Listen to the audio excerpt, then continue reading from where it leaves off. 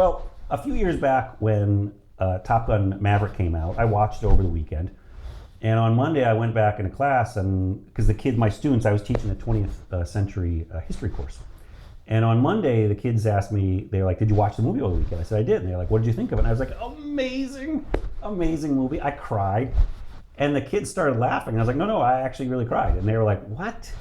And I said, "Yeah, I cried in the movie." And they were like, "Well, what part did you cry at?" And I said, "Oh, the scene where Maverick and Iceman are interacting." And they kind of had this quizzical look on their face of like, "Why would you cry at that moment?" And I said, "Well, let me explain this to you. I was your age when I saw the movie Top Gun originally. And in that movie, Iceman and Maverick were like very much not friends. They were rivals, and they didn't like each other. They were super competitive, and at the end of Top Gun, Iceman and Maverick make sort of amends, but it's just the beginning of making amends.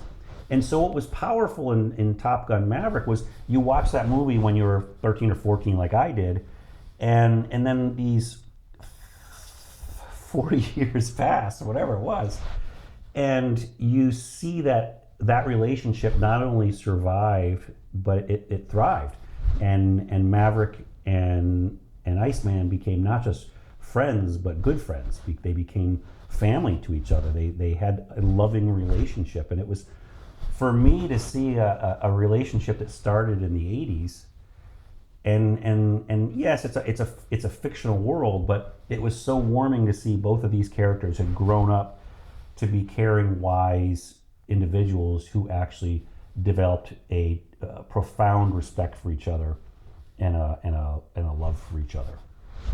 And that's why I cried, because the scene had so much respect for the original material and the original characters, and for me as the audience to respect the arc I had gone through in my life, and I think it's one of the reasons why some of the sequels for like Star Wars and Indiana Jones haven't done very well, because they didn't respect the people who were watching the movie, who started watching those movies when they were children in the 70s, and not paying respect to the arc of their lives.